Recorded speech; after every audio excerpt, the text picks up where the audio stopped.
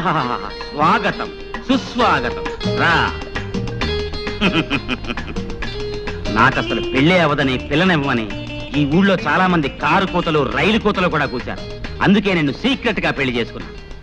ఏ అమ్మాయిదన్నా చెయ్యి పట్టుకుంటే 500, కాలు పట్టుకుంటే 600 జరిమానాలు వేసి నావి 10 ఎకరాలు తినేశారు. రేపటి నుంచి నీ కాళ్ళు చేతులు నడి సెంటర్లో రోజుకి 100 సార్లు పట్టుకుంటాను. ఎవడేం చేస్తాడో చూస్తాను రా.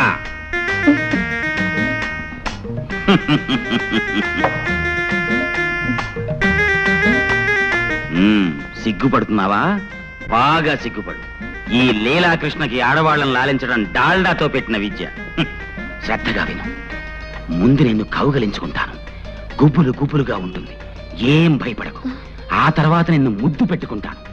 మత్తు మత్తుగా, గిలి గిలిగా, గుండె దడదడగా ఉంటుంది. కాళ్ళు చేతులు వణుకుతాయి. అయినా భయపడకు. ఆ తర్వాత చెప్పడం కుదరదులే. రెడీ? కౌగలింత. ఇదేం కౌగలింత?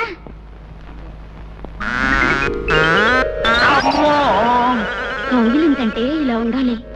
ఓర్ నాయనో. సరే, ఇప్పుడు ముద్దు పెట్టుకుంటాను. ఇదే ముద్దు? ముద్దంటే ఇలా ఉండాలి.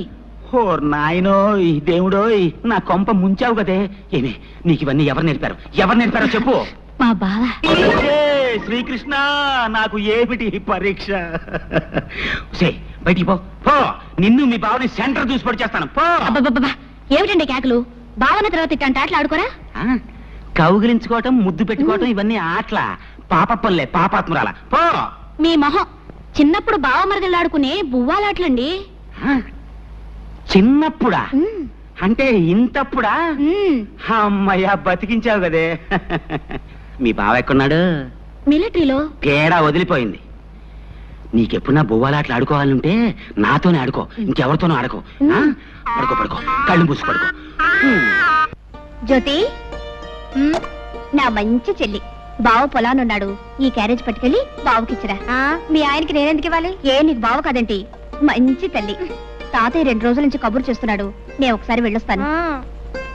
నువ్వు పట్టుకెళ్ళకపోతే అల్లుడు గారు ఏమన్నా అనుకుంటారు. నువ్వే పట్టుకెళ్ళు. బావ చాలా మంచివాడమ్మా, ఏమనుకోడు. నా మంచి చెల్లి కదూ. అలాగేలే, కాకా పట్టుకుని వెళ్ళు. మీ పెద్ద కూతురు గారు వంట రుచి చూద్దాం.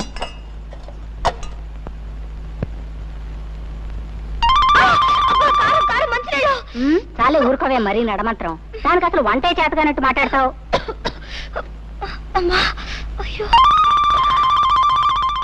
అబ్బా, ఈ వంట తింటే మీ బావు పని అయినట్టే. నేను వేరే క్యారేజీ పెడతాను, పట్రా. ఇదేంటే నువ్వు వచ్చావు? మీ అక్క ఏమైంది? జమీందార్ తాతయ్య గారింటికి వెళ్ళింది. ఆహా, కట్టుకున్న 3 కంటే జమీందార్ తాతయ్య ఎక్కువాడనమాట. అంత కోపం ఏంటి బావా?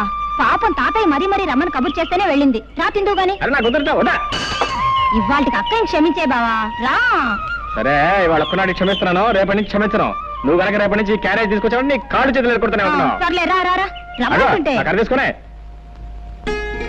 జానకి, జానకి. అబ్బబ్బా, ఏమిటా కేకలు? కేకలేంటే కేకలు? అవును, ఏమిటి మోసం? పొలానికి అన్నం పట్టుకొస్తానని చెప్పి నువ్వు రాకుండా మీ చెల్లెని పంపిస్తావా? నీకెన్ని గుండెలు? ఇదిగో, లేకపోతే రాపోయావు కానీ మధ్యాహ్నం వంట చేసావు. అమృతం స్వర్గానికి బెత్తిరేయడం. నీ మట్టి వాసన, చెవట కంపు భరించలేకపోతున్నాను. ముందెళ్ళి స్నానం చేసిరా.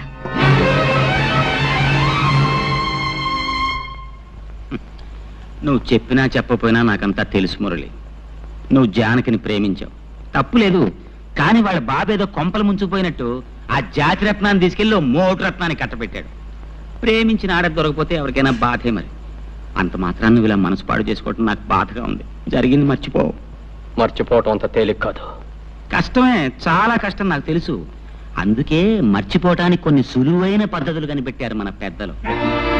అవును, చరిత్ర తిరగేస్తుడు. పార్వతిని ప్రేమించిన దేవదాస్ ఏం చేశాడు? పార్వతిని మర్చిపోవడానికి మందు కొట్టాడు. అందాక ఎందుకు, ప్రేమ్నగర్ సినిమాలో నాగేశ్వరరావు ఏం చేశాడు? వాణిశ్రీని ప్రేమించి ఆ అమ్మాయి తిరస్కరించిన తర్వాత బాటిల్ ఓపెన్ చేశాడు. అతనే కాదు, చరిత్రలో భగ్న ప్రేమికులందరూ బాధని మర్చిపోవడానికి మందునే ఆశ్రయించారు. ఏదిగా ఏమిటిదంతా? వద్దు ప్లీజ్. మనం చరిత్రను అవమానించకూడదు. పెద్దలు నడిచిన తోవనే మనము నడవాలి. ఇది ముందు కొంచెం ఘాటుగా ఉంటుంది, ఆ తర్వాత బగరుగా తియ్యగా చేదుగా అచ్చం ఉగాది పచ్చడిలా ఉంటుంది. కానీ, అబ్బా, అది కాదు బావా, ఉమ్. నేను చెప్పేది కాస్త ఆలోచించు. ఏంటో ఆయన నువ్వు చెప్పేది నేను ఆలోచించేది. నోరుమూసి పడక, నిద్ర వస్తుంది. మరీ ఇంత తొందరగా పిల్లలు ఎందుకు చెప్పు? ఇంకా చిన్న పిల్లవి. అవును, ఈ మాట చెప్తే మీ అమ్మేదో అందన్నావు, ఏమంది?